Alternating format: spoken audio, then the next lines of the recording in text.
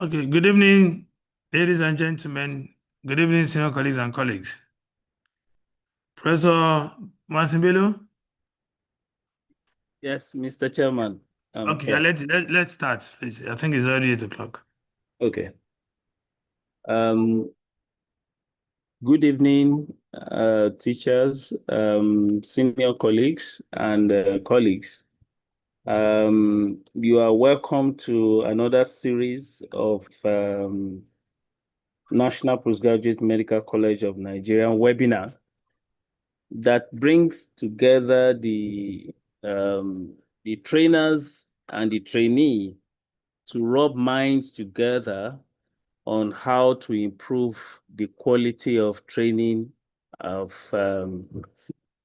fellows at the National Postgraduate Medical College of Nigeria in the Faculty of Obstetrics and Gynecology. I want to thank the chair of the faculty, the secretary, and other member of the council that asked me to moderate tonight. And I also want to especially thank all the facilitators, the three of them that will be sharing their experience tonight. I think I also want to recognize the past presidents of both West Africa and national that are here tonight.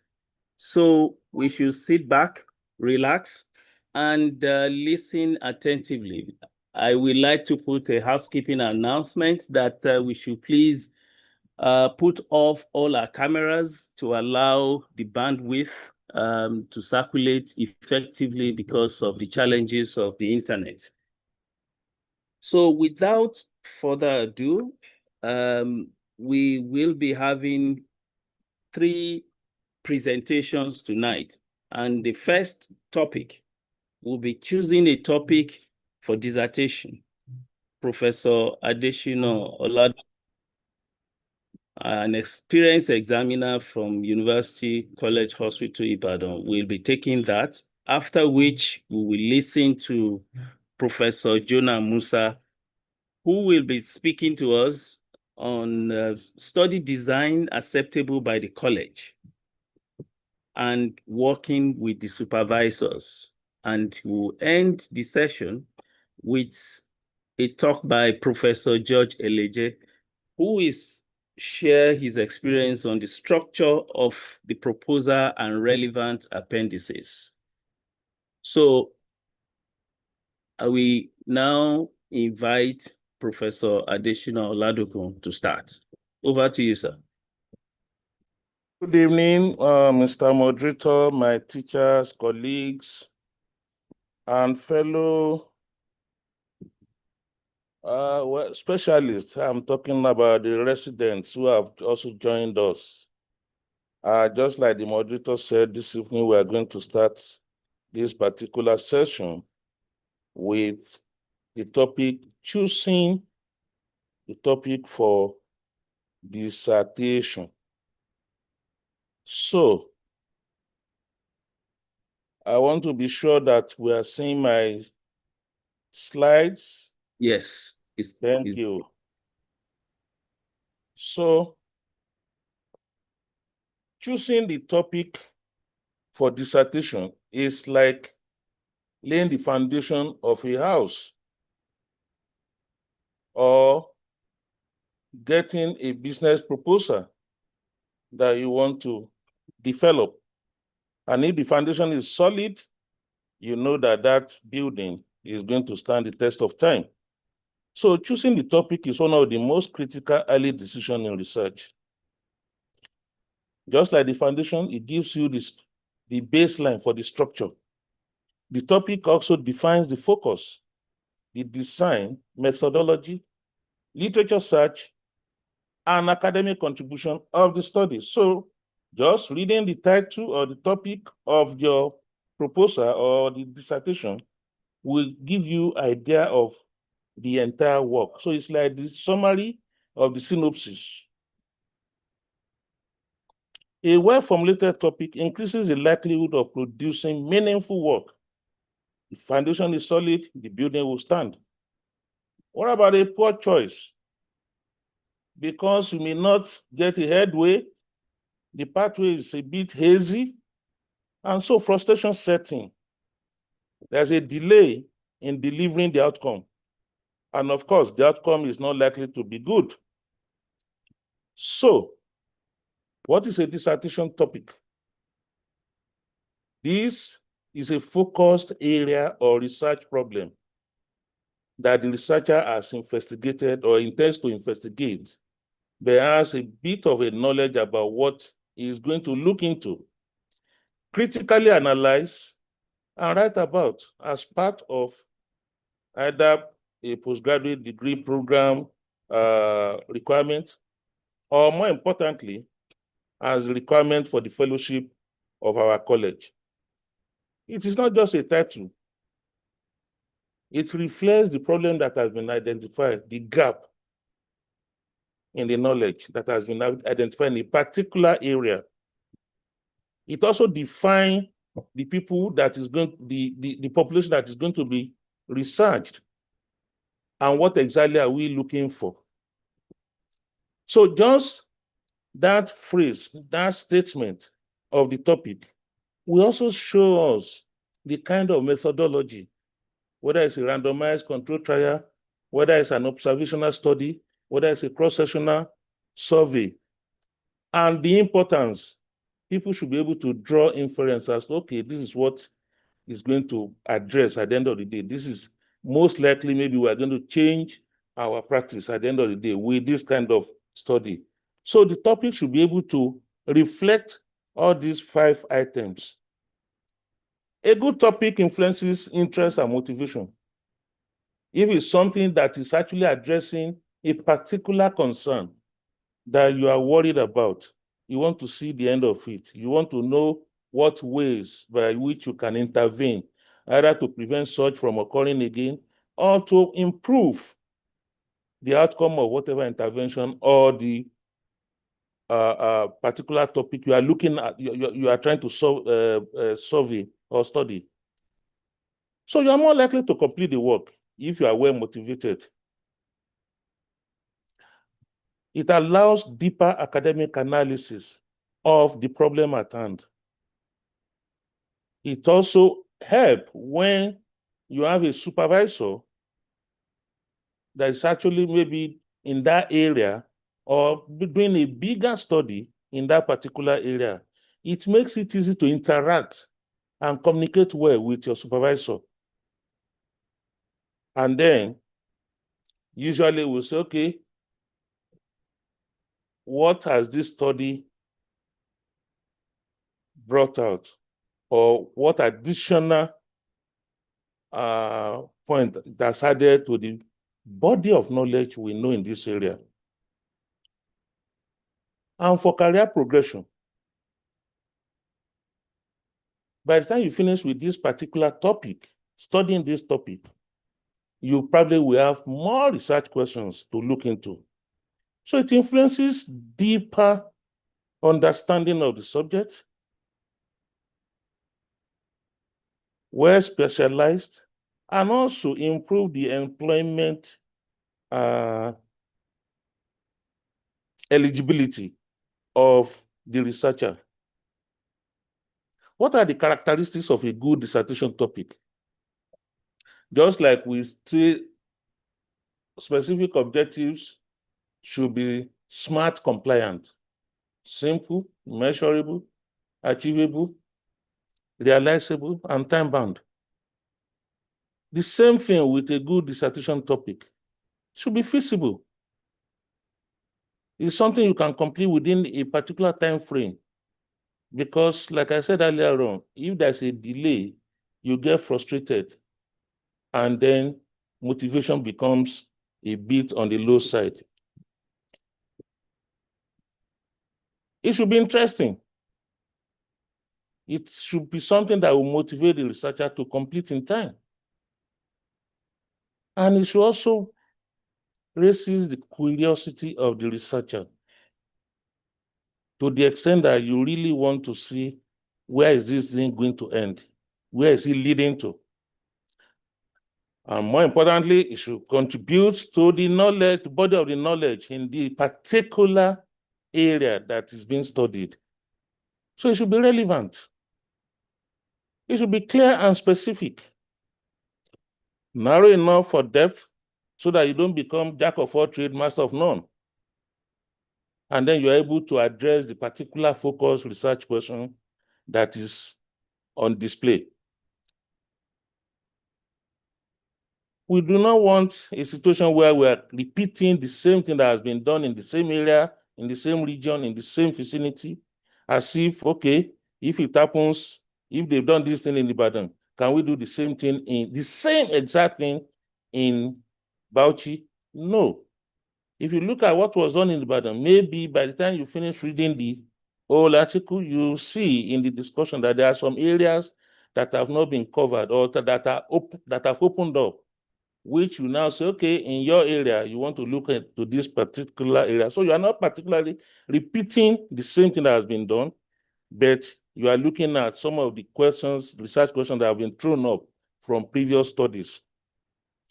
And of course, it has to be ethically compatible. You are not infringing on the rights of the participant. When you are considering choosing a dissertation topic, what are the things you want to consider?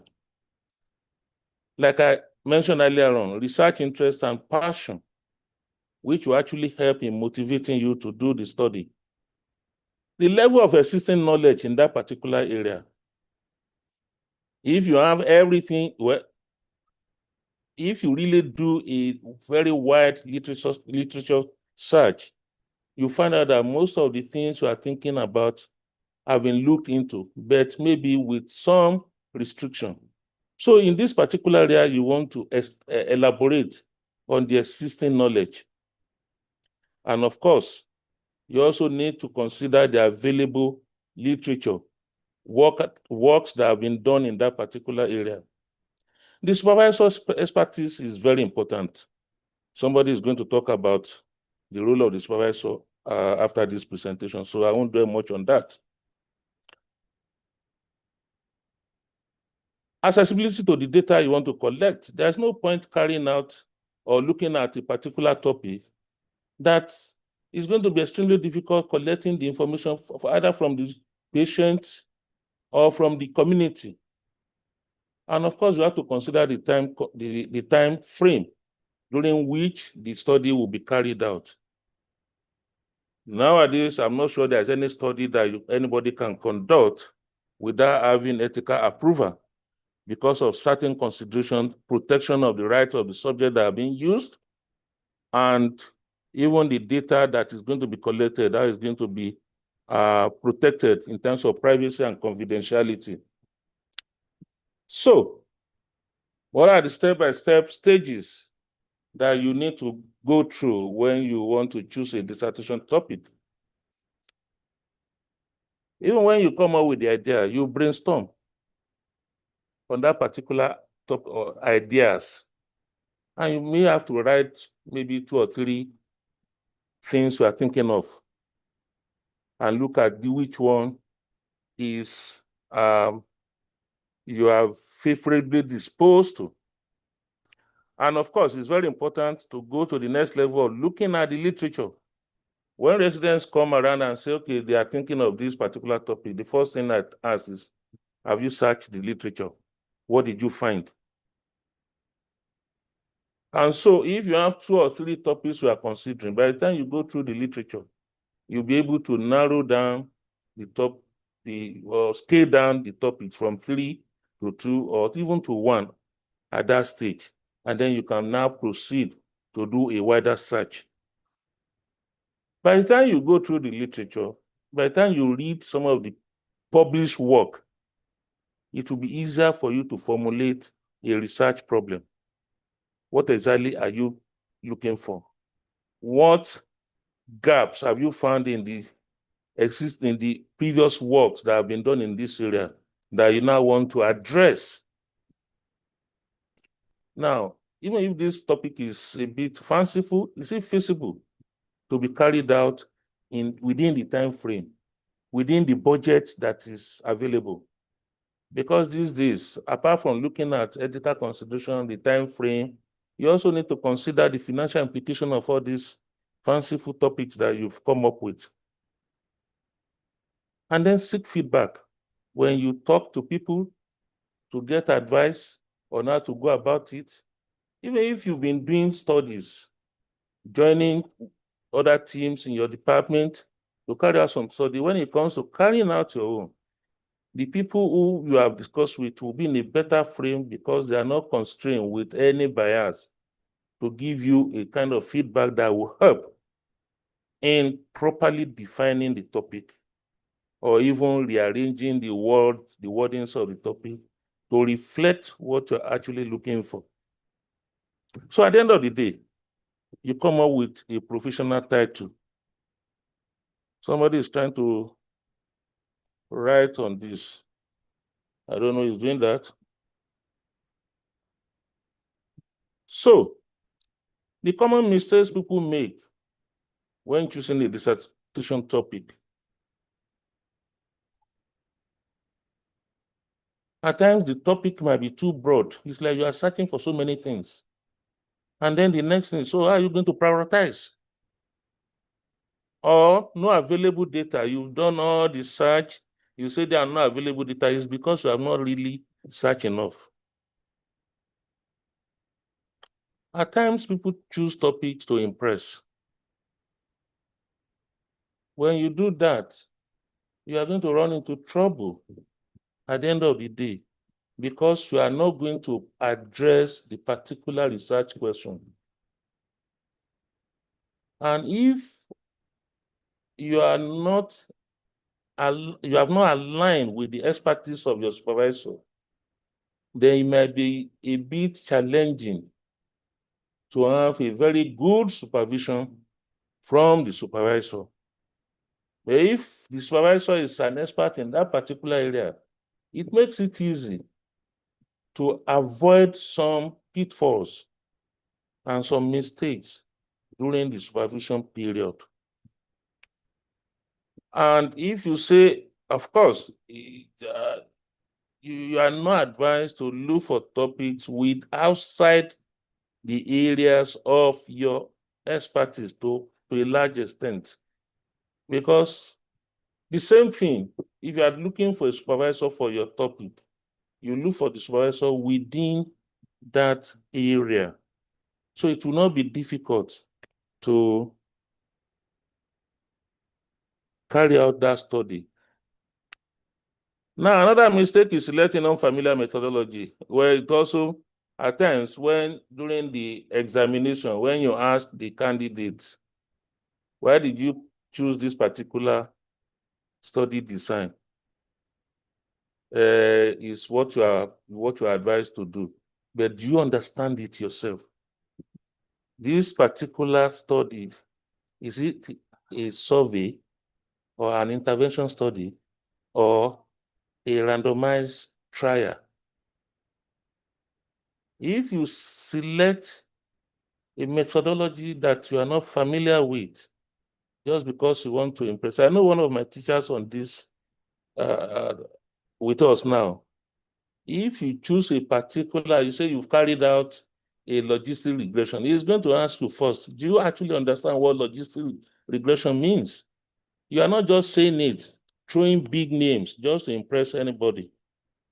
And there are times some of the issues that came up during the process of getting the ethical approval, some of the points they probably will have raised, if you now ignore it during the conduct of the study, then there'll be some challenges at the end of the day, either during the analysis or even during the discussion.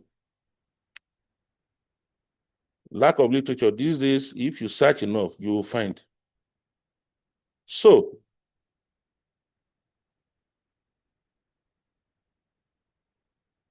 now, how do you get some dissertation topic ideas? Let me just exit this one. Let me show us, the website of the National Postgraduate Medical College, where you can get past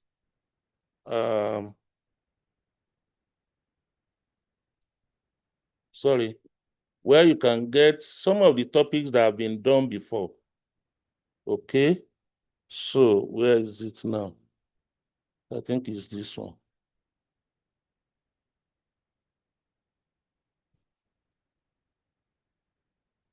I hope I'll be able to get, yes.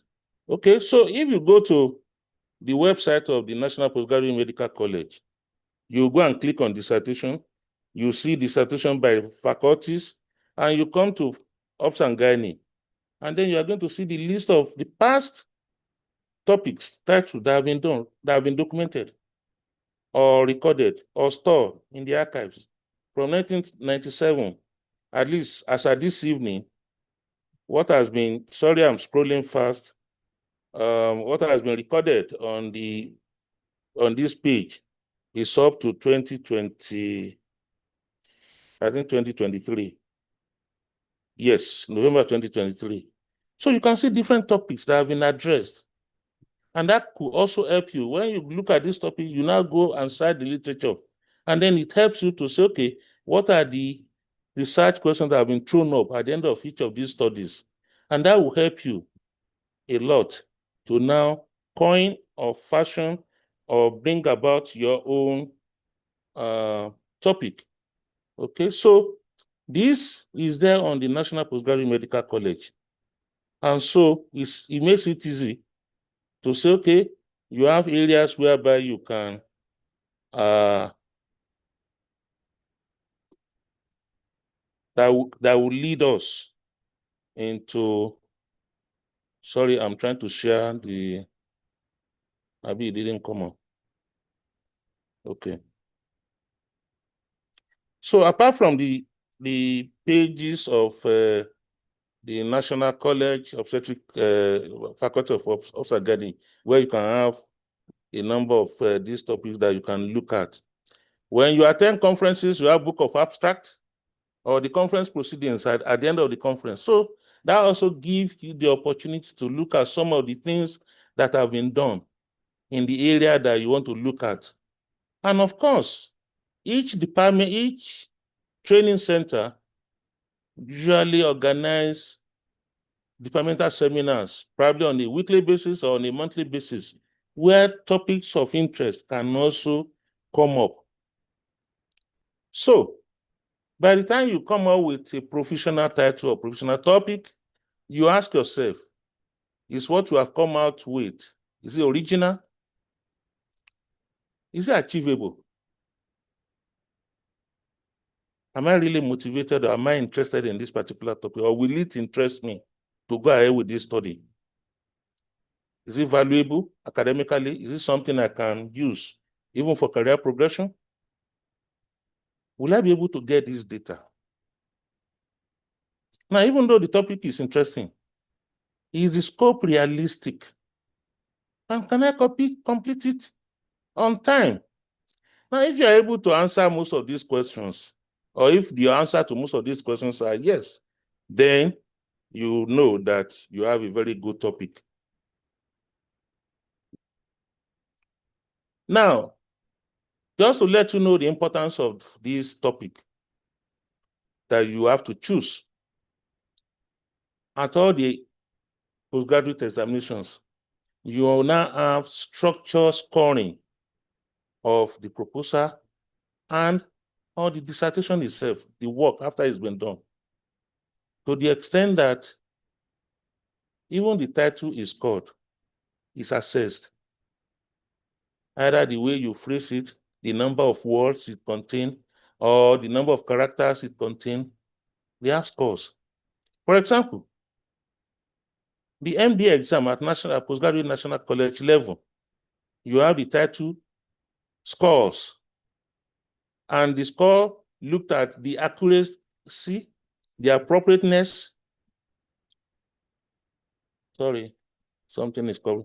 Yes, how concise the topic is, and how well descriptive of the entire work it is, whether it's direct, and it's not misleading at all. So you have the score from 1 to 5 at National MD exam. For the National Fellowship, The checklist actually highlighted 3 points that will be looked into under the title section. Is it focused? And is it relevant to the contemporary ops and Ghana practice, to the nation and internationally? Does it align with the study design as stated in the guidelines of the National Postgraduate Exam? Does the title reflect the proposed research study by incorporating as a minimum aspect of the study setting, study population, and the research questions and the methodology? For the West African College of Surgeons, the same thing when it comes to assessing the proposal and the dissertation itself.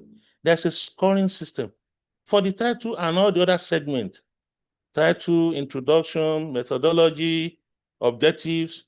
So for the title at the West African College level, these are the areas that are scored. Whether the topic predicts the content and tone of the research study, whether it contains important keywords that will make it easy to be located during a keyword search, and whether it contains redundant words which should be removed, or should some other words be added. These are some of the areas where assessors are expected to make comment for the candidate or the resident to adjust or make correction. And they also stipulate that we should check whether it contains or it does not contain abbreviation that may be ambiguous. It shouldn't even contain any abbreviation to start with, because any abbreviation, there's another segment in your work where you are supposed to describe the abbreviations. So it shouldn't come in the title to start with, because you will now have the opportunity of describing it or defining it in the title. Should not contain proprietary names for drugs and devices, so that it will not appear as if you are marketing their product. You have to use scientific names all the time, or proper pharmacological or generic names. And it should fulfill the faculty requirement of being made up of a maximum of 150 characters, including species. These are the ways this topic, title of your proposal or the dissertation, is assessed at the different levels of the postgraduate exam. Sorry. Okay. Oh. So lastly, choosing a dissertation topic is a structured academic process requiring self-reflection, consultation, and preliminary research. You may even do some pilot study to properly fashion your study. And then the right topic enhances motivation, ensures academic contribution, and increases dissertation success at the end of the day. The process must prioritize feasibility, originality, relevance, and academic alignment. I thank you for listening.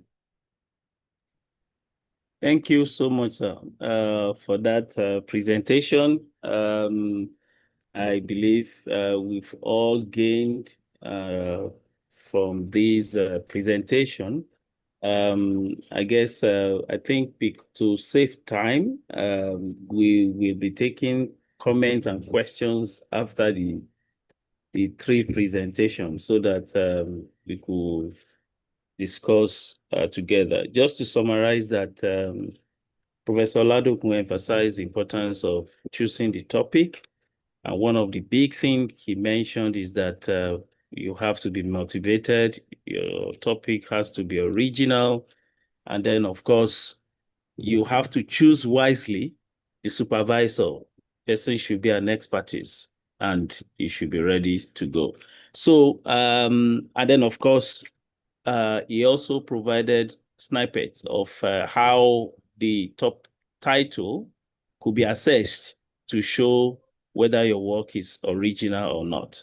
So I will quickly call on Professor Jonah Musa to make his presentation. He will be speaking for 20 minutes, and he will be talking on study design acceptable for dissertation and working with supervisors. Over to you. All right, thank you very much, Professor Morason Bello. Thank you, our past presidents and the faculty chair, faculty secretary, my senior teachers, colleagues, and trainees. I will be guiding us through study designs that are acceptable to the faculty for obstetrics and gynecology dissertations. And then I will also talk a bit, maybe one slide, working with supervisors. And I must say that the first speaker has laid a very solid foundation for this talk, and he has discussed a number of issues which may be repetitive, but there's no problem. I'll try to focus on the most important aspect of this segment of the presentation. So I will still make a brief overview of the overall research process, and then focus on the expectation for the FMCOG dissertation and criteria for acceptance. And then I'll just give us an outline of acceptable study designs and then suggested tips for effective work with our supervisors. And we might have seen this over and over, but it's very critical for us to even choosing an acceptable study design. So in the last speaker talked about the need to identify the gaps in what is known or unknown, all right? And that is the starting point. And that is why anybody who wants to do research, dissertation, or academic research, you must start by,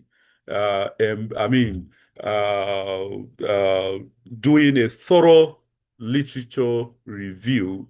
All right, so you must be familiar with the body of knowledge, and of course, you must know where to get that body of knowledge, to know what is known and what is even unknown. That is very critical. So from this, you can now formulate an appropriate research question. So it is from what we do not know or what we know that we will be able to formulate an appropriate research question and then research hypotheses. From there, you develop a conceptual framework to tie together the primary outcome with all the possible explanatory variables, all right? And that is what the conceptual framework captures. And that will now give you a very good background for you to choose an appropriate study design. And once you have done this very well, then you are likely going to choose a study design that will help you answer this research question, and it will be acceptable to the college. And then you now identify a suitable study population. From there, you do your sampling and then choosing the variables that will be measured. You then go to the field or to the clinic or the ward or wherever the source population for your study is to collect the relevant data or measurements, whether it is laboratory or clinical. And then from there, you manage the data and develop an analysis plan. You analyze the data using appropriate statistical software. In some cases, you may need to consult a competent biostatistician, and then you interpret the results, write your results, discuss the results, draw conclusions, defend it in the college, and afterwards, you can also do conference presentation and even write a manuscript. From there, other people will read, and it contributes to the body of knowledge. From there, new questions could be raised, and others will, and it can influence further research. So coming to the main thing for today, what is the expectation of the FMCOG dissertation? And this has already been answered by the previous speaker, but I'll re-emphasize that it has to be an original research work that is relevant to the practice of obstetrics and gynecology or the understanding of any phenomenon related to pregnancy or gynecology outcomes or reproductive health, anything. So, but it must be relevant. So, and it should be original. And for you to be able to do this, you must pay attention to all the prior issues that we have mentioned, including the need to identify the gap in the literature. So, criteria for acceptance: one, it must be relevant to contemporary practice of obstetrics and gynecology in Nigeria and internationally. Demonstrable gap in knowledge. And you can see I'm emphasizing it here again. There must be a demonstrable gap in the body of knowledge. And then there should be a clear research question or hypothesis that should come up related to I mean that dissertation, and then a clear link between the research question and the study design. So this is something that you must think through all through. All right. When you come up with a good title, you come up with a research question, your conceptual framework, and there is no clear link between all those things with the study design, then you are going to have problem, because at the end of the day you will not be able to answer the research question, and then you will just mess up the whole thing. And at the end of the day, even during the defense, all those issues will be raised. So you must have a clear link between the research question and the study design. So one of the secrets to choosing the right or acceptable study design is that the gap in knowledge, the research questions and hypotheses must be very clear, and that will give you the guide or the direction to choosing the appropriate research design that will answer that question.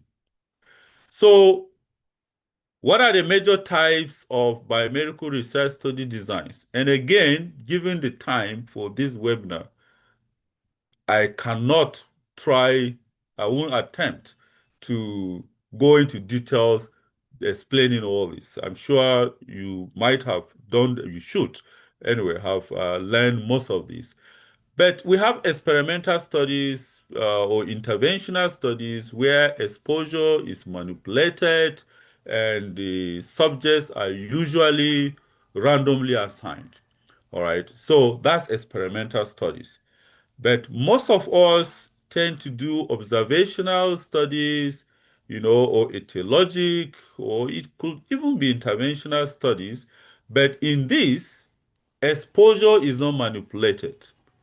So subjects are just being observed, all right? They are not assigned to an observation arm or being manipulated. You just use the advantage of having people who have self-assigned themselves to an exposure, and then those who are not having that same exposure, then you observe, measure the outcomes over time, and then you can compare the outcomes for those who are exposed versus those who are not exposed, and then you can come up with the difference. And that is one of the areas that most of us do in interventional studies.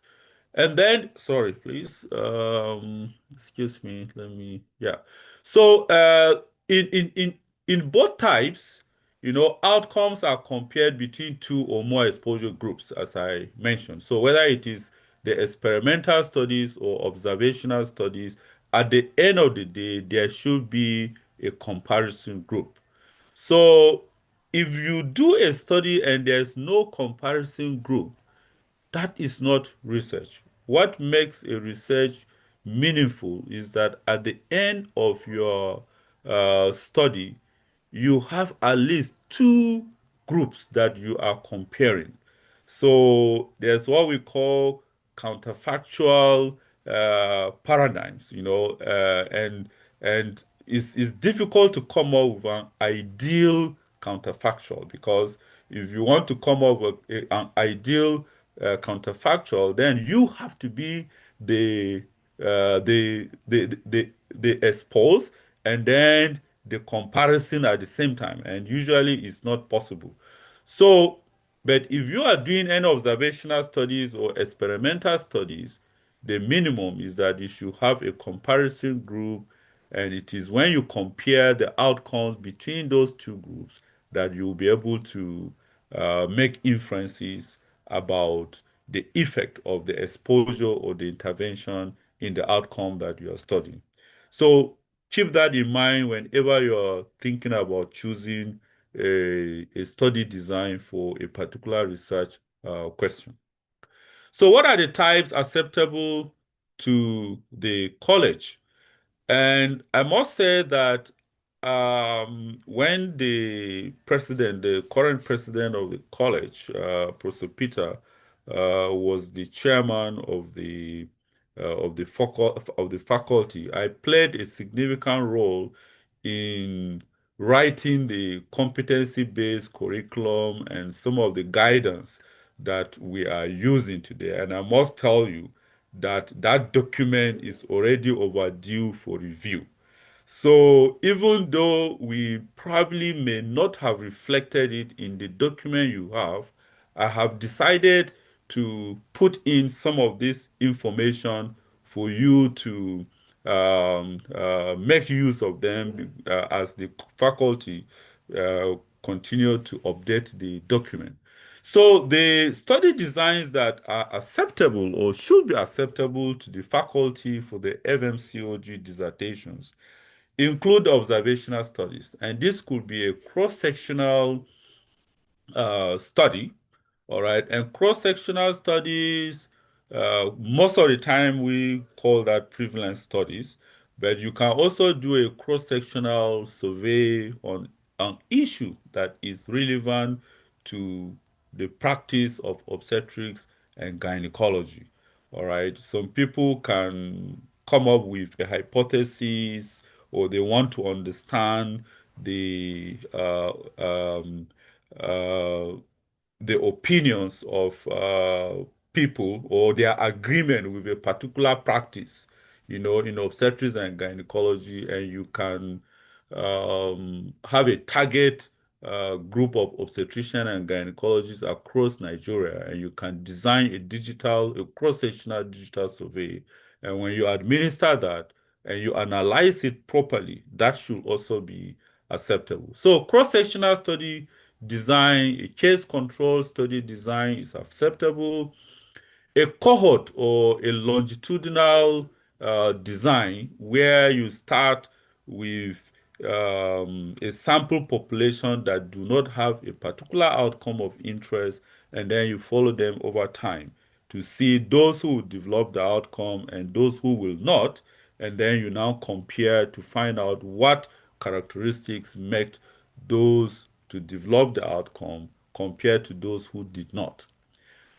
And then I know we have been having issues with qualitative studies, but we have been pushing for this, that the faculty should accept qualitative studies, particularly the mixed methods, all right, quantitative and qualitative. And in fact, if we have a candidate who has a good qualitative study idea, all right, or a question that merits qualitative studies, and there's a good supervisor that can do that, I think the faculty should accept that. One classic example of qualitative research that we are quoting all over since 1994 is the 3 delay model that explains maternal mortality, and everybody is quoting it all over the world. It's a product of qualitative studies. And if we have candidates who have a very novel idea or a question that can be answered via qualitative research methods, we should encourage that. And that is why I'm putting it here. The other aspect, experimental design, RCTs, and in recent times, we've seen a lot of candidates bringing up randomized controlled trials. But my problem is that we have assessed a lot of those proposals, and most of them, they usually have problems. They usually fall short of the expected standards for randomized controlled trials. So I'm not discouraging candidates and their supervisors in proposing RCTs, but you need to know the burden and the requirement for an RCT, because if you want to do an RCT and it falls short of the standard, then you may run into trouble. And that's why the first speaker, Professor Oladokun, was talking about feasibility and other issues. So if you want to do RCTs, no problem, but just be sure that you comply with all the expectations. And then secondary data analysis. I also feel that candidates and supervisors should be encouraged to utilize existing hospital databases in our departments. If we have such a huge collection of data, you can do secondary data analysis and it will help you to come up with some health services outcomes that will also contribute to the practice in the area of obstetrics and gynecology. You may want to look at what are the factors that are affecting utilization of certain services, the cost of healthcare, and other factors. These are all phenomena related to the practice of obstetrics and gynecology that you can also do if you conceptualize it very well and you design it very well. It should be acceptable too.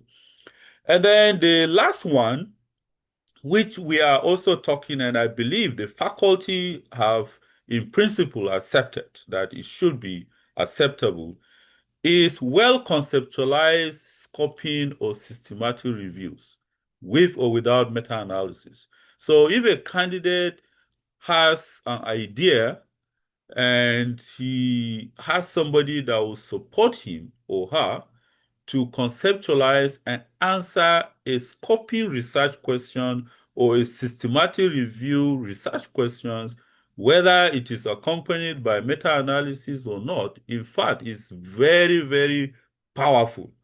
And I think the college and the faculty should encourage people who come up with such ideas. So far, I have really not seen any proposal in this particular area. But I'm sure when we update our documents, we should encourage people who come up with these ideas. So these are the range of study designs that are acceptable or should be acceptable by the faculty for any resident who has such idea with their supervisors. So I have these few tips for working with supervisors. Professor Oladokun has already talked about that, but I will just round up by saying that start by proposing at least 3 topic areas with research questions and hypotheses. And in my center in Jos, some of our residents who have run away from me supervising them is because I always insist, okay, you want to write 3 topic areas first and write details, research questions, how you want to go about it. So that's like a concept note. So if you write like 2 paragraphs concept note on 3 topics, then we can sit down, all right, and look at it. So when you come up with those 3 topics, now you present it before your supervisor and get a constructive feedback on each of the 3 topics. And then at the end of the day, you now move to refine the research question and hypothesis and focus on one area. Then try to work on a conceptual framework and agree on the most suitable study design that will answer the research question which I talked about. And in most cases, the study design is focused on answering the primary research question. You may have secondary or subsidiary research question, but your study design should be chosen in such a way that the primary research question can be safely and comfortably answered. So when the blueprint for the study is cleared by a supervisor, you now proceed with other components. So that's the foundation that Professor Oladokun talked about. And then keep regular meetings, either in person or virtual, till the final product is done, and then you can go and, you can submit and go and defend your dissertation without any problem. The other note here is that supervisor could link you up with co-supervisors or co-mentors who could support you in some specific areas. So supervisors are not expected to have all the competencies to supervise any particular dissertation, but you can be the lead supervisor, and the role of the supervisor is to identify some competencies that the candidate will need to have success in their dissertation, and you can link them up. Even people that are outside our primary department, you can link them up. Okay, this area, I think I know someone in this department or someone within the OBGYN department that could help you provide some guidance and support so that you can be successful. So these are general tips for working with supervisors, and when you follow all of this, then you are likely going to have a very, successful dissertation, or a dissertation that will not be that queried. We are not expecting you to be 100%, but you should demonstrate understanding of the process of what you are doing. And once you come for exam and you show that understanding, show that ownership, then I think there's no assessor that will fail you because of some. Even when you have weaknesses or limitations, if you own them and you demonstrate understanding of the weaknesses or the errors you committed in writing the dissertation, I think that can also give you some good credits or marks. So this is what I have to share, and I'll stop at this point in case there are any questions. Thank you very much, Chairman. Thank you so much, Professor Jonah. And I think you have taken us through a number of interesting subtopics. And some points you have also called the attention of the college, or specifically our faculty, in accepting some form of study design, social science research, and mixed method, and of course, systematic review and meta-analysis.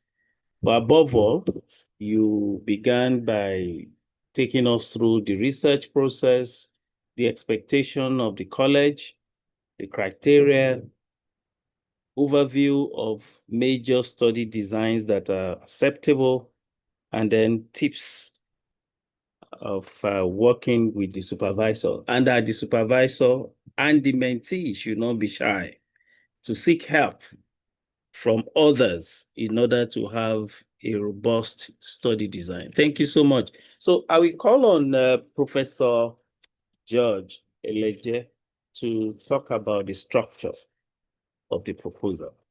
Over to you.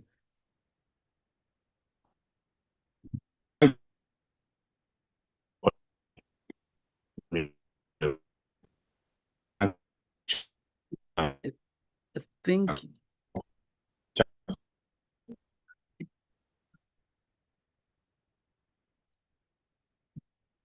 you are muted.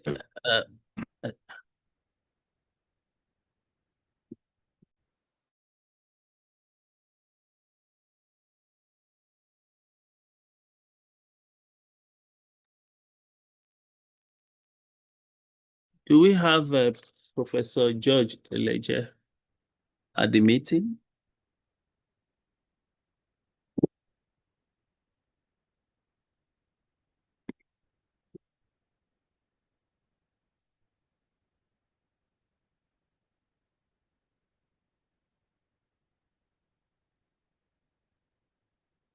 I think he has logged out. Maybe he's trying to log in again. So Yes, it was locked on a few moments ago. So yes. Maybe what we could do to save time, because we're approaching the hour, we have 4 minutes. So, and he's still going to speak for additional, maybe for another 20 minutes or something. I don't know if there are questions on the first two topics that are presented, particularly among the residents. And comments are also welcome. At the time, I think I will want the Mr. Chairman or the Secretary to speak to the proposal that Professor Jonah presented so that we have a clearer picture. Is it still a proposal? The study design that he suggested, and then of course, whether candidates could do systematic review.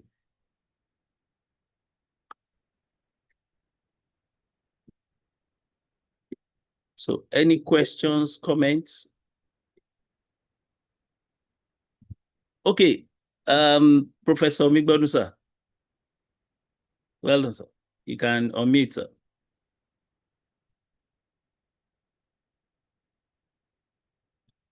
Sir, you are muted. Well done. Yeah, it's just allowed me to unmute. Just a quick one.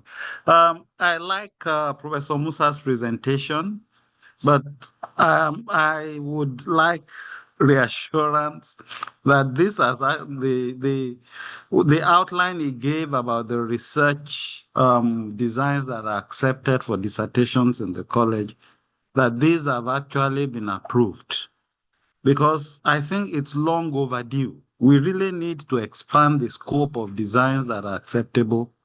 But the most important thing is that they must have a clear research question that they are answering. It doesn't matter what design enables them to answer that question. We shouldn't narrow things down. So I really like what Professor Musa has presented, and I hope it generates the kind of discussion it deserves. And it looks like the chat box has been disabled, because I actually wanted to type into the chat box, but I could not. Thank you. Thank you so much, sir. I think that's also one of the questions I also put forward, and I think, Mr. Chairman, I think you should quickly react to what Professor Mgodu mentioned. No, maybe, Chairman, before the faculty secretary and chairman talks, I have actually had informal discussion with them, so about this, and I think they have accepted this, but it will be better we should hear from them. That's But actually why I said it, so that the yes, candidate we have a clearer picture of yes, what to go on with. yeah, and you know the reason why I want this to be cleared, because the current document that we have in the college excludes some of these study designs. So, but I've discussed with the faculty secretary informally. He has even mentioned in one of the webinars that yes, they accept all of this. So that's why I use this opportunity to include it again for him and the faculty chair to also bring clarification on it. Thank you very much. Maybe faculty secretary and chair. all right, thank you very much. Good evening, senior colleagues and colleagues. Yes, I totally agree with Professor Jonah. We discussed at the faculty level and we agreed and approved. And the most important thing, if you remember one of a few seminars back, we said the most important thing is what Professor Migodo said, the research question. What knowledge gap are you trying to fill? And that's what the supervisor should look at and the faculty looks at. We've had a few, I think we've had 1 or 2 qualitative studies now that's been approved. I remember there's one from that the supervisors had to call me, and I had to interact with the faculty secretary, and it was approved eventually. It's about the quality of the research you want to do. So once the research question is germane, I don't see any reason why it should not be approved. But like you said, we need to update our website. So I think that's just the only thing left. There was a committee that was formed that looked at and approved all this. So very soon we'll probably update that on the website too. Thank you. Thank you so much, Chair. Dr. Benga Olorunfemi, over to you. Then, before Dr. Olorunfemi, was the chat box disabled? I thought I saw some questions there, Dari. Please, let's check. Because somebody was saying it was disabled. But I thought I saw some questions there earlier. It's active, Mr. Chairman. The chat is active. Yes, it's active. It's active. Okay, thank you very much. Actually, I didn't see any question here. Maybe it's dropping now. No. Okay. So, Dr. Olorunfemi, unmute and speak. You are muted. Okay. So you can speak. Can I be heard now, sir? Yes, okay. You are. Okay, so good evening, my teachers, professors, and colleagues. I just want to seek some clarification, especially with regards ideas with regards scoping review and meta-analysis. And my comment will be in the fact that, in relation to the fact that I think what the faculty want to start moving towards is that our part 2 thesis should actually have similar depth and content like a PhD. And if that is our goal, I know usually majority of institutions will want to accept meta-analysis for a master's. If meta-analysis is for a PhD,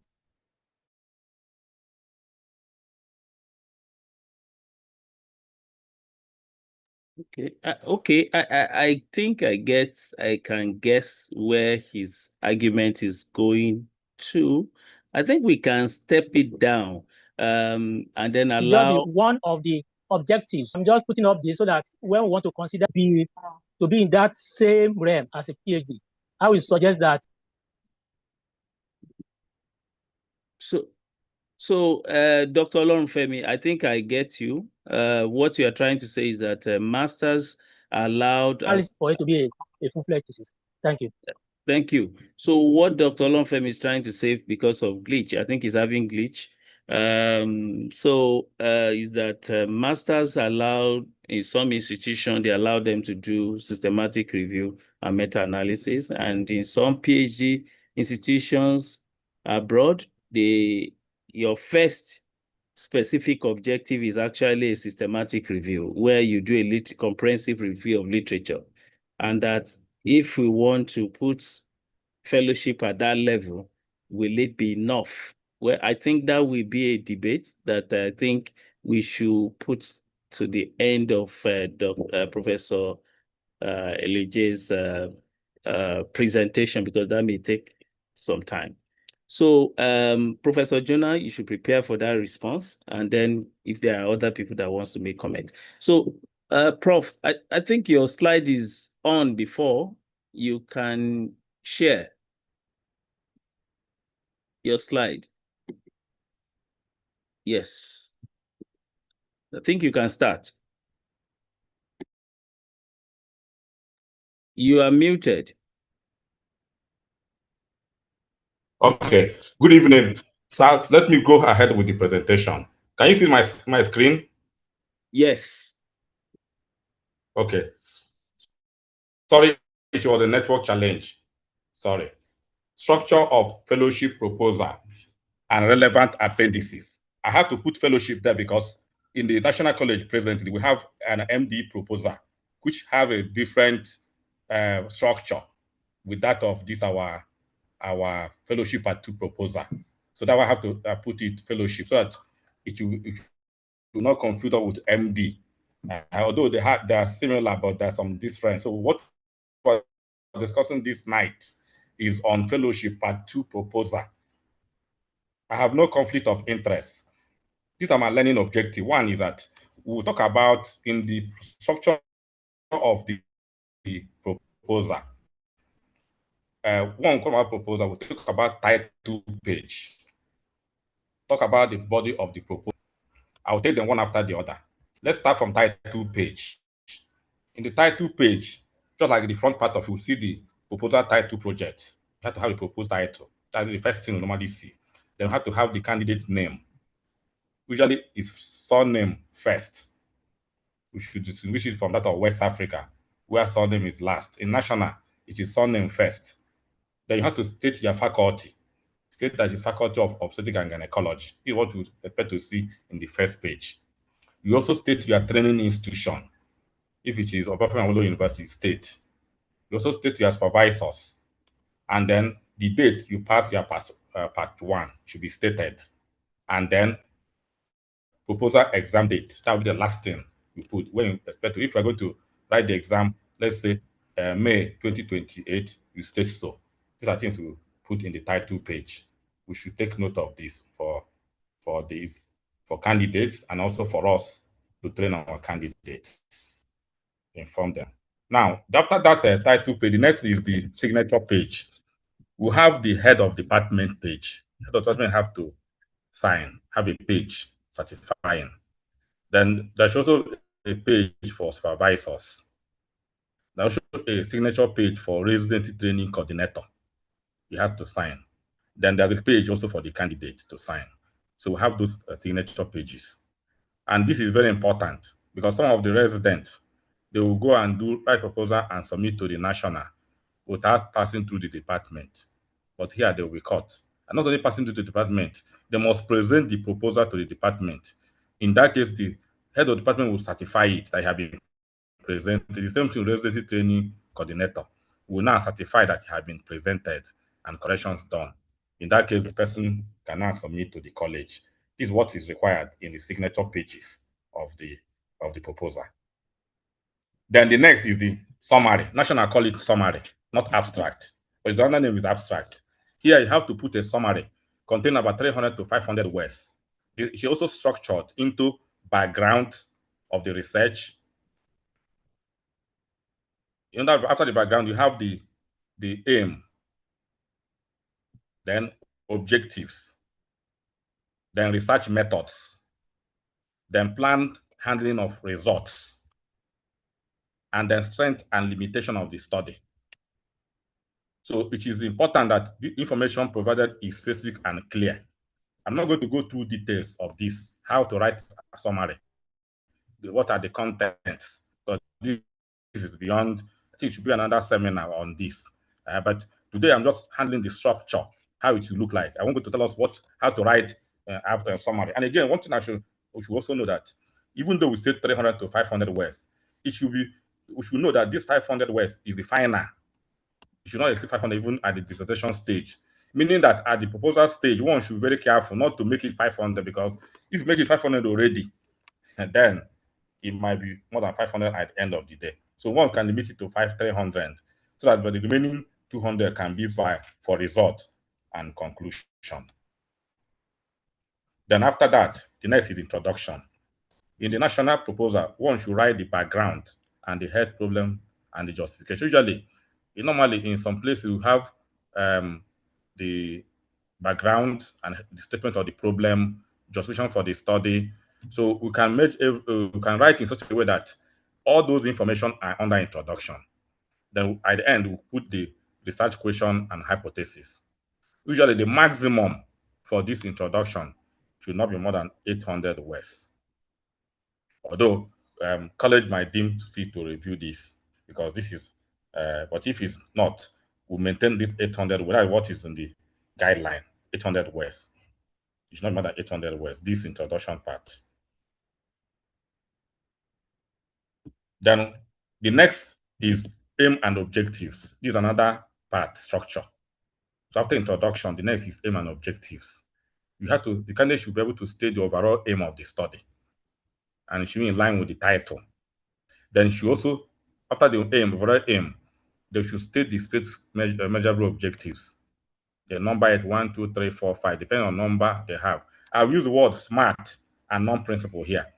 Here, SMART mean that our specific objective should be specific, measurable, and time bound. It should be relevant also, and it should be appropriate. Then the non-principle here is that if there is no objective, there is no evaluation. So if a candidate have written a proposal and submitted to the college, and there is no objective, specific objective in it, then the person has failed. There will be no evaluation. That's not because that is the basis for evaluation. Anything the person is doing in working is measurable objective. So that is what we mean by non-principle. So there must be it. There must be specific objectives and the objective. The next part structure is the literature review. In literature review, you can start by the strategy, and then one can also go down to have some overview of some relevant studies or other critical.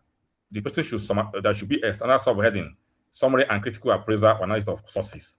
These are the empirical studies related to the what the person is studying. This should be put in place and critical analyzed. Then what's important thing about a national is that we should try and what as possible to cite African literature. Some people go ahead and cite those outside the Nigeria, no, or outside Africa. African literature should be there. If are the previous work in Nigeria, state is so. These are things we assess. Then also summarize by showing us the knowledge gap. Literature we should have a summary in showing the knowledge gap from what you have reviewed from the empirical studies. The maximum allowable by national college is 2,500 words. Now I have to state that this is a fellowship. It's different from MD. In MD, their own number of words is different. Now, under methodology, this is another structure. After literature review, the next is methodology. In methodology, you have the study location, study population, study design, sample size. The other component of it, like inclusion criteria, exclusion criteria, all those things should be there. Sampling, ethical considerations, the procedure itself, depending on the study. Data analysis plan must state how each objective should be analyzed and then limitations. The limitation we are going to encounter in the study at the proposal stage, because there's also going to be another limitation in the discussion by the time you are discussing. But at this stage, these are limitations we're going to encounter at the methodology. This should be emphasized at this point, clearly written as part of methodology. Then, at the end of the day, we also know that as we are writing both introduction, literature review, methodology, there should be a reference. And National College recommend Vancouver referencing style. To be brief, what Vancouver means is that if you have author names that are more than 6 authors, you have to include 6 author names and include a author. Some people can make a lot of mistake here. They will copy from somewhere. You know, some journals may contain only 3 names before a author. And they just copy from journal like that and paste, thinking that it's Vancouver. No, that is not acceptable. So the onus is on the candidates to get all the author names. And if it's up to 6, include all the 6 names with the appropriate initial. If it's more than 6, it's 7 and above, include the 6 and put a author. National recommend that it should not be more than 30 references. That's what is there. But we can also review this if deemed good to review this in the near future. But I think why National insisted on 30 references is that we have to use the most relevant one and recent references, because candidate will keep on copying and pasting using old references. What National require that you use most appropriate, most relevant, most recent ones. Unless when the old ones are maybe we're talking about historical things, then you need to write something more than 5 or 10 years because of historical things. Maybe you're writing about conceptual framework or theoretical framework. Now, the other part of this my presentation is appendices. The appendices that are relevant should include research instrument. What I mean here is it could be in form of questionnaire, it could be in form of pro forma, or it could be in form of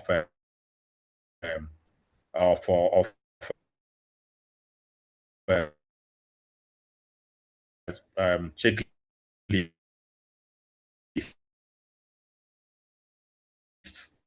depending on what you use, but mostly most candidates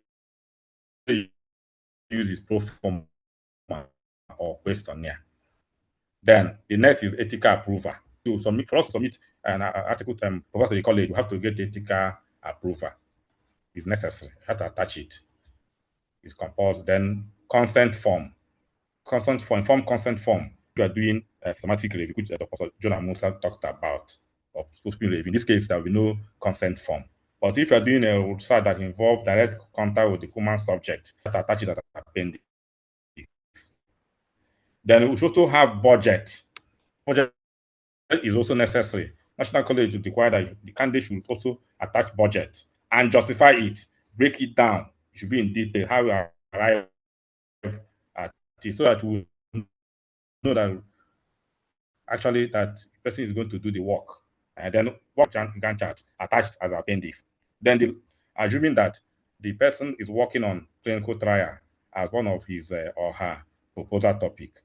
But what I state here is that this clinical trial registration should be included at dissertation phase. At the proposal phase, I may not advise it to be included because, one need to get approval from the college because the title might change, the design might change. So candidates should know this, put it in the methodology that they're going to apply for clinical trial registration, and just hope once the approval is gotten from the college that this title has been approved. The first 1 week of that approval should be used for this clinical trial registration in Pan-African Clinical Trial Registry. Then, meaning that this clinical trial registration should now be attached at the dissertation fee when you have finished the work, so that the providers will now see it, because you must have gotten the job before starting the work, and you have to wait until college have given you approval before proceeding to get the approval, because certain things can change and you don't need to move up and down. But if you change things, you have to go back to register to start telling them that you have changed. To reduce those number, candidates should but indicate that you're going to register it and register within one first week and we proceed with their study. The formatting guidelines. One is that we have to use Times New Roman. That's what is advised. And the character font size is 11 and to 12. I advise use 12 because that's what you should be reaching. Then one each margins, then double spacing. So if candidate don't follow this rule, then the proposal will be rejected. Arabic page numbering 1, 2, 3. You have to number the pages. Should be numbered. Those who doesn't number their pages, it should also be rejected. Then page arrangement. Each of the major section of the title page, introduction, literature review, aim and objective. These are major headings. Proposal methodology, list of references. Each appendix should begin on a new page. Please take note of this. We should take note of this. So each one should be a new page. You should not just say that aim and objective is small. You put the other one. No. Everything should be respected and put on a separate page. So how do I conclude? So candidates should have a self-checklist for all these things that we have discussed, because it will be advisable to have a self-checklist so that they produce it as long as before they submit the proposal, they will tick it on themselves so that they ensure that they don't make mistake, because sometimes they can make mistake and it will delay proposal acceptance in the college. Because one thing about National College is that proposals are reviewed by two assessors, unlike in West Africa. Two assessors, two of them must have to have two agreement before we proceed. So that means to decrease the time from proposal, submission, and approval, we should try as much as possible mistake and put all the relevant material. Thank you for your attention. Thank you. Thank you so much, Professor George, for this very succinct presentation. And I think he warned that you have to follow the structure. We should note that National has its checklist, including how the appendices should be arranged. And in fact, he also gave some suggestions for those that wants to do clinical trial. that registration should be delayed until the topic is approved, and that Vancouver is the reference of choice. And you have to pay attention when you are doing cross-referencing that you should pay attention to the number of authors in Vancouver. I think this brings us to the end of the presentation, but there are a lot of questions on the chat board. I'll be starting with Aminu Gambo. He said, "Thank you, Prof. I think this goes to Professor Jonah. Is retrospective research allowed for part 2?" Professor Jonah. Okay, thank you very much, Chairman. Well, retrospective studies are also very powerful type of studies. Some people tend to confuse it sometimes with case control studies. I don't want to go into the epidemiology of all of that. But if you have clearly a well-defined research question that can be answered by a retrospective method design, it should be acceptable. We have retrospective cohorts, where or what they sometimes call ambivalent studies, So if you have a study that can be answered through that approach, and you submit a proposal and the conceptualization with the framework, everything ties things together in that format. I think if you submit that, the college or the assessors should accept that. So that would be my answer. And honestly, I will just stress over and over on the issue of coming up with a clearly, defined research question and hypothesis. If you have that, then you are not likely going to make a mistake on choosing the appropriate study design that will provide the answer. That is what I will say on that. Thank you. Okay, but I think on top of that, because I saw when that Dr. Gambo is typing, could it mean that maybe when you suggested that the hospital data, large hospital data, could be used, could we, I mean, can Oh, okay. Well, you yeah, want to react to that? yeah, that's secondary data analysis. And if you have hospital-based data, you can query, you can put a research hypothesis around a data that has already been collected. And I mean, a lot of people have used that before, all right, to answer some specific questions. But in all of that, there is a research question in it. So, and there's a hypothesis that always come along that. So, my own emphasis here is for residents and supervisors to come up with their ability to come up with that research question, even around data that has been collected. All right. And then, if that research question is clearly defined, you will now be able to structure your analysis to answer that particular question. So you can have a cross-sectional analysis of secondary data. I don't know whether that is you call that a retrospective study or not. But one of the way our residents understand retrospective study is where I have problems. All right, because retrospective study to some of them is just, well, you look back, charts reviews, and then you have a lot of missing data, you analyze things, it doesn't make sense. Then that one will not be acceptable. But if you have a clear research question and you have the supporting data base, all right, and Professor Oladokun talk about availability of data. If you look at that, the data variables are there, the missingness is not too worrisome, or you have the ability to account or analyze for missing data, then you can structure that and it should be acceptable. That's my thought. Okay, I think the next Sorry, question. Mr. Moderator, can I just quickly come in? Please go ahead, sir.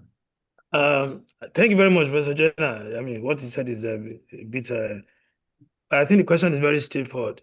Is it acceptable now No. in the faculty of ONG National College? Retrospective studies are not acceptable for now. Yes. I think it's safer. I will advise residents to stay away from that for now. Okay. Going forward, what Professor Jonah said is what we can look at in the nearest future. But for now, we do not accept retrospective studies. Okay. Thank you very much. Thank you Yeah, for thank you for the clarification. That's okay. Okay. So from Adebiyade, can the section on operational definition of terms for the study come before or after the list of abbreviation? Professor Eleja, can the section on operational definition of terms for the study come before or after the list of abbreviation? In other words, if you have key terms, can you? Okay. For Ideally, the definitions should come in the title page. That should part of the title. That is the title page. Then operational definition of terms should be part of the methodology. Just before data analysis plan, there should be operational definition. That should be part of the methodology. But for all those abbreviation, it should come in the title page. Okay. When you say title page, is it the front page? Because please, I want you to just be the front page before abstract, just before abstract. Okay, before abstract. Okay. Yeah. Or summary. Okay, from Philip Ugota, can you throw more light on the conceptual framework? Is it part of the literature review subheadings? Which section of proposal is conceptual framework? Yes, I understand this. Professor Jonah mentioned conceptual framework. Professor Eleje, they want you to say which part of okay. Yes, for proposal. Yeah, the issue of conceptual framework. Yes, is coming up.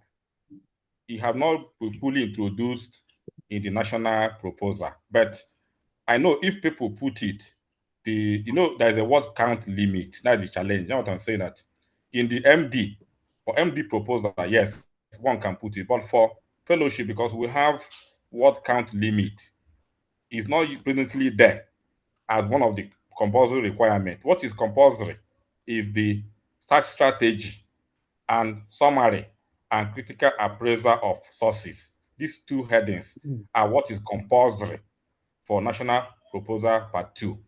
But for MD, yes, they can put conceptual framework to beef off their word count. But for Proposal Part 2, it's not yet included. These are things we can also refer to in the following year to know whether we can improve on this already existing recommendation by the National College. It can be reviewed later to know whether we can improve it. But for now, because of what count, no. Okay. So I think the next question from Saidu Ibrahim is for Professor Ladokun. Should candidates select their supervisor themselves, or should it be a departmental decision? And I want to add on it, sir, before you speak. If a candidate is given a supervisor by the department, does that candidate have right to say, I want somebody else? Over to you, sir. Thank you very much, Mr. Moderator. The candidate is not the one training himself. The candidate is being trained by the collective body of consultants and trainers in the department. So it should be a departmental affair. Not only to ensure that there's a widespread so that you don't end up with so many candidates clogging up under one particular supervisor. It also makes it, nowadays, I mean, departments are also going into sub-specialization.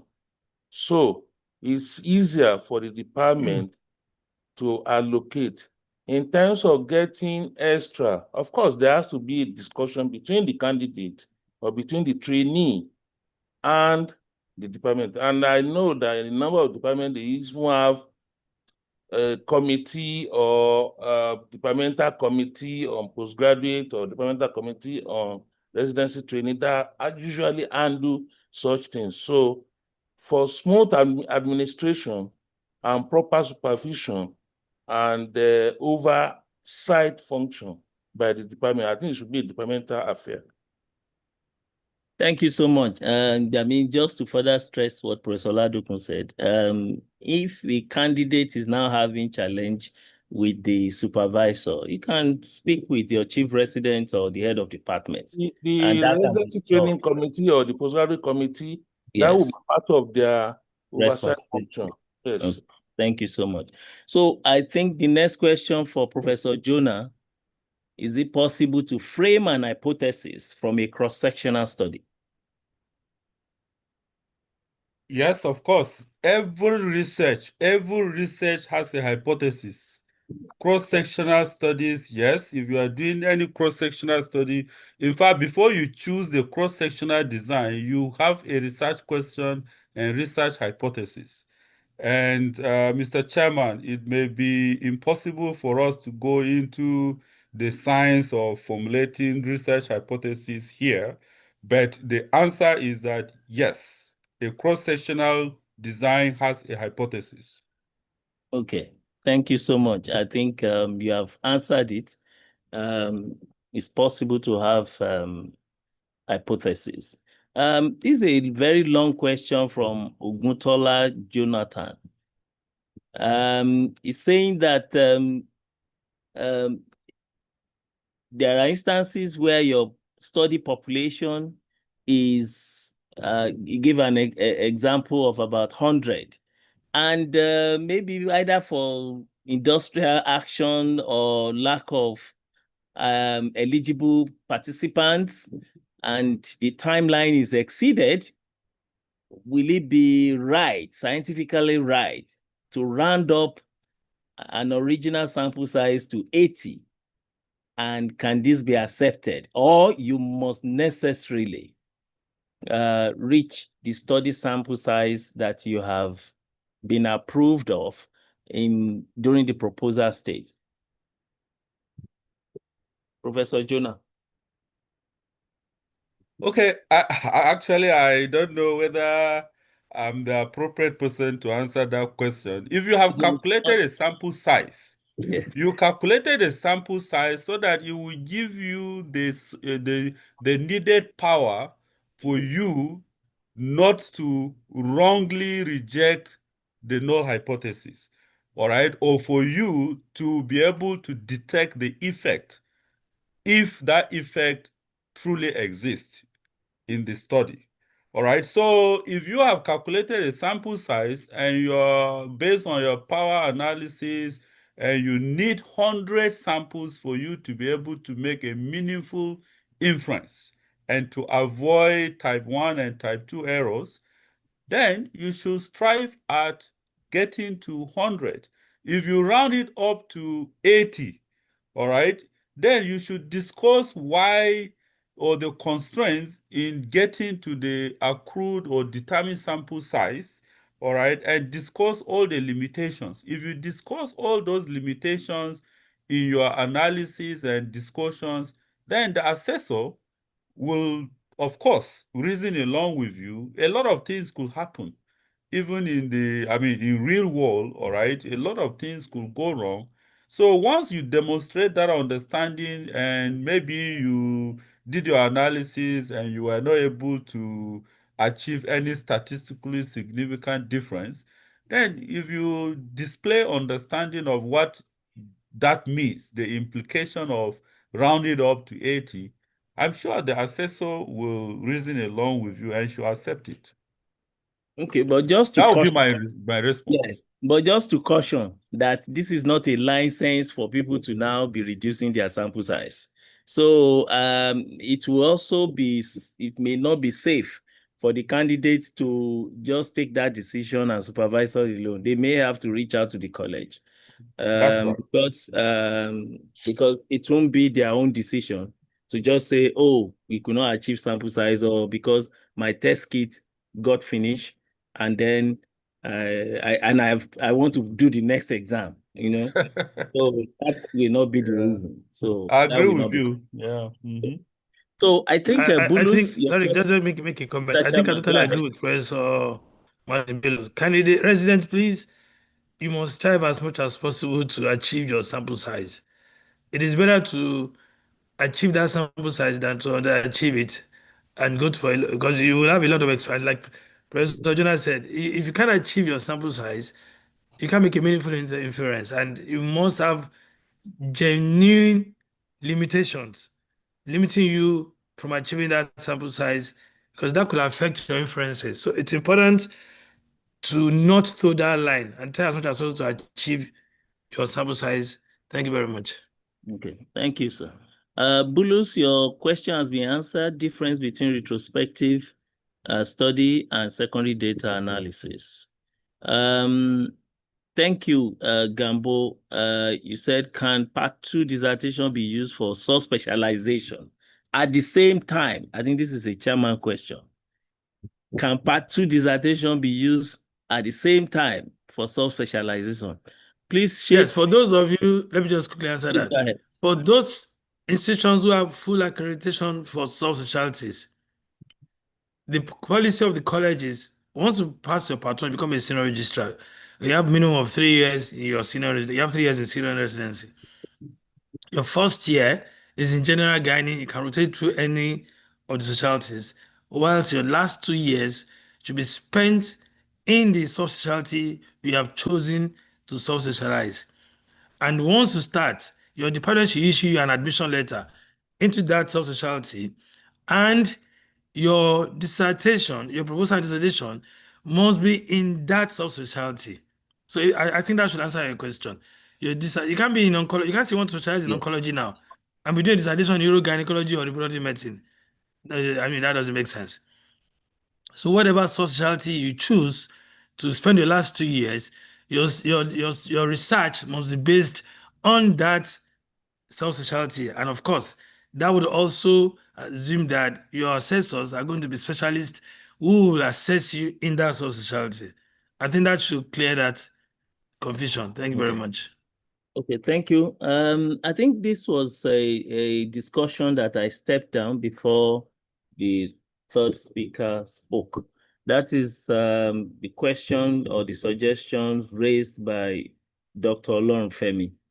And I'll read. He said, my humble proposal is that a meta-analysis or scoping review may be adequate for part 1 long commentary, while a meta-analysis systematic review may be one of the specific objectives for a part 2 dissertation. So I don't know whether Professor Jonah and the chairman, you want to speak to that. Well, I don't know what Olufemi have in mind, but a scoping review or a systematic review with or without a meta-analysis usually emanates from a clearly defined question. All right. And if you design it that way and you come up with your start strategy and all the methodology that is required for you to do such a scoping or a systematic review, which may have a meta-analysis component or not, it can go for a full part 2 dissertation. I don't know what you mean by a pre-part 1 I think what book. I think what he's trying to say is that I know a lot of university in UK do that.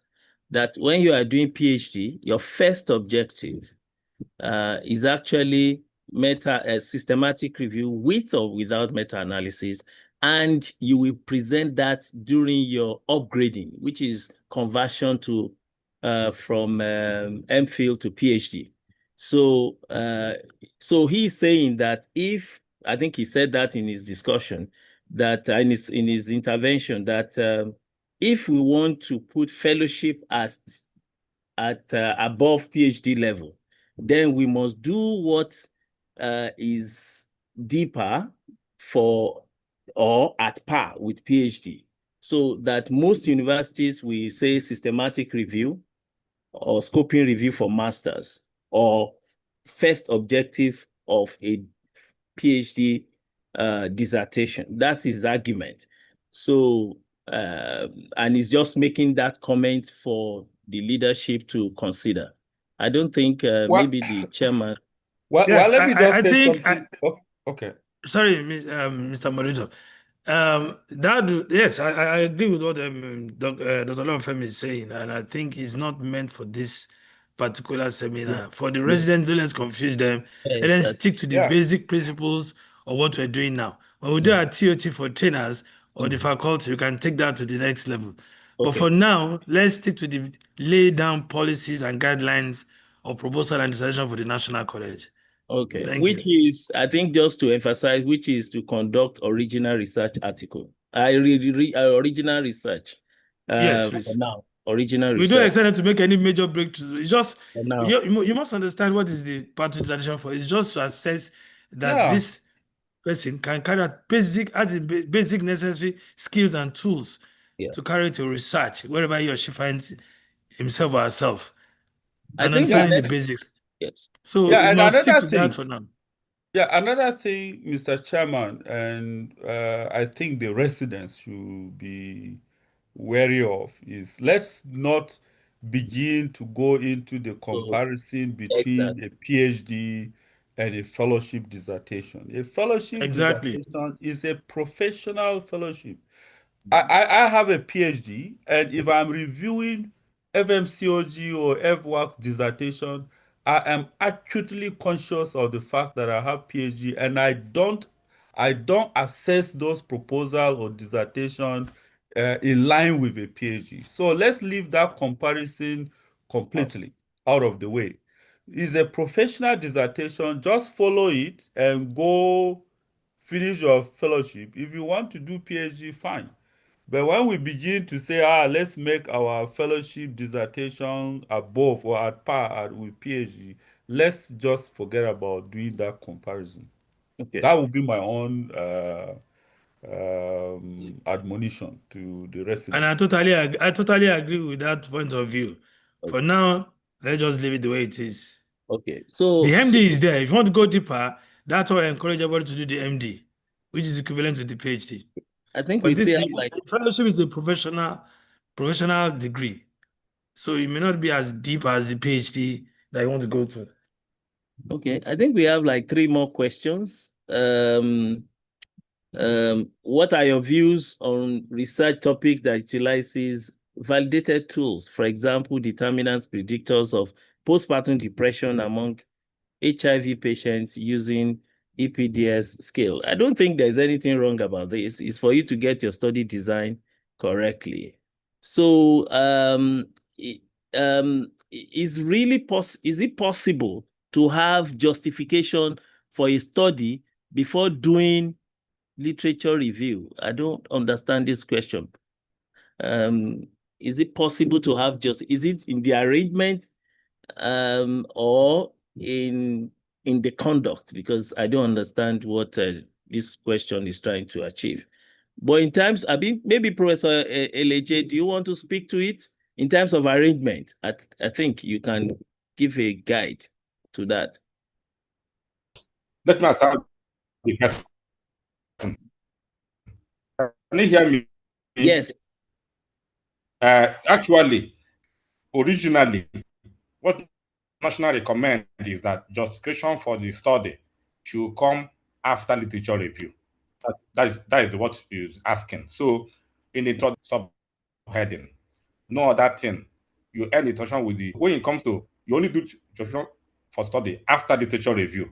And what it means, what National recommend is that you have done all the literature review and empirical studies and have seen all the gaps which your study are meant to fill.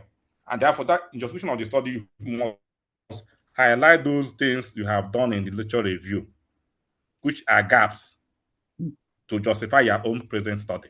So it should come after literature review as a heading, subheading, justification for the study. Thank you. Yeah. So another question for Professor Oladokun.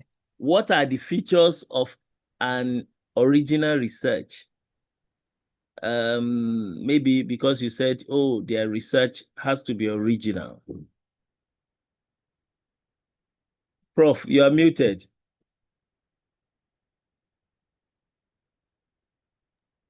Sorry. Simply put, like I said, original work means you are not repeating what has been done. Somebody has looked at the calcium or creatinine level in preeclampsia, and you are doing the same thing. What you can do is when you look at that particular work, if there are things that could not be done, which you consider will actually help in assessing some other element in preeclampsia, using a similar methodology, yes, but not repeating what has been done verbatim. No. Okay. Sir, Give an example.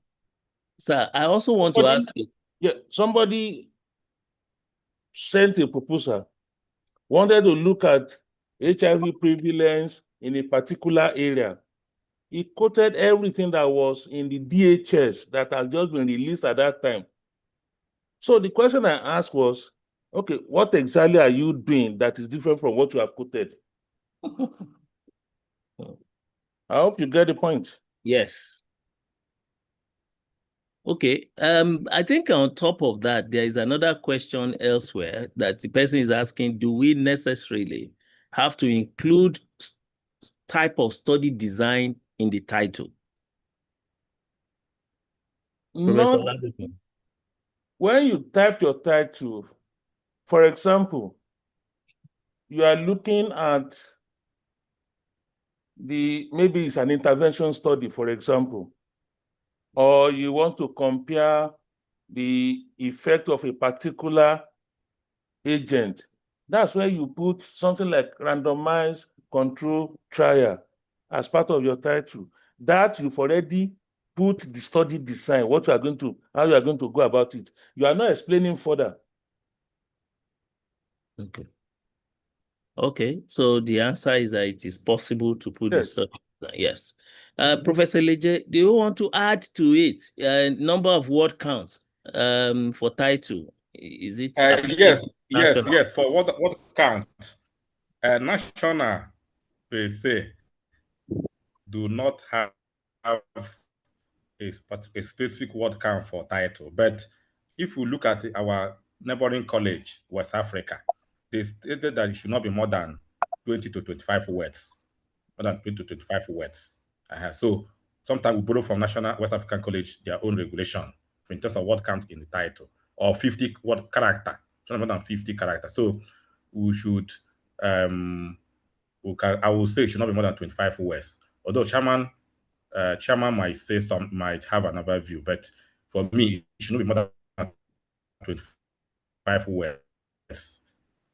Between 20 and 25 words should be okay for. Mr. Chairman, do you have, I think as you make this comment, you also make your concluding remark, because that's the end of, aside people requesting for slides, and that we have come to the end of question and answer. All right, thank you. We don't have a word count for that, but I think I will agree with Professor Legend. Should be more than 2025. The most important thing is what Professor Oladipo said at the beginning of the seminar. It was very catchy. Something that once the assessor sees, he finds very intriguing and interesting or fascinating. So I don't think it's more than 2025. And I think there's a question that says my references are 41 because I didn't see the benchmark as don't worry. Actually, they said 30. Yes, but don't worry. If you're very don't panic. We'll accept the 31, but we'll accept it. I don't think we'll make much of a fuss out of that. Yeah. Because the person is already panicking and said, oh, it is. But you see, one of the reasons why we started this seminar is for you to be aware of the guidelines. And the guidelines are on the website. So please try as much as possible to stick to the guidelines. And I think that would go a long way in helping you to streamline what you're doing. So by and large, let me thank our senior colleagues, Professor Zomi Bodun, Ipezi and Co, all those who have joined us, and our presenters for a wonderful job. I also want to thank Mr. Moderator, Professor Dari Masimbilo, for a wonderful job. The faculty has set this up to enlighten the residents and the trainers also. So we've come to the end of today's zone. Tomorrow, same time, 8 p.m. Tomorrow is going to be very interesting. I didn't want to just jump into some of the things they're asking today. They're going to come out tomorrow. Tomorrow we'll be talking about randomized control trials, core studies and case control studies, and qualitative studies and mixed methods. So thank you very much. I wish all of us a wonderful weekend. We'll see you tomorrow night by 8 p.m. Same time, same Zoom link. Thank you very much and have a wonderful day. Thank you, Mr. Moderator. Thank you for very Thank you so much. much. So Bye. the media team, please don't log out. Let people copy the recording. Residents, if you want to copy, please do copy. Thank you. So media, you can wait for them to come. But I think the slides should be sent. TZ, Professor Swende, or Professor Buka? I'm not sure. Professor Yes, Mr. Buka. Chairman. Yes.